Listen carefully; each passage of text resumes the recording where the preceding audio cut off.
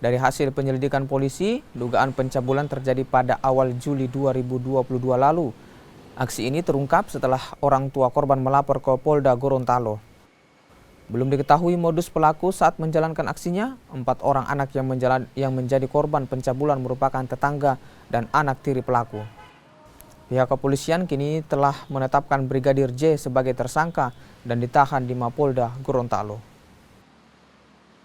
Benar, memang ada dugaan yang disampaikan oleh rekan-rekan, dan sekarang memang korban sudah melakukan laporan ke Polda Gorontalo dan sekarang diterima dan dilakukan pemeriksaan oleh Subdit PPA di Ditreskrimum Polda Gorontalo.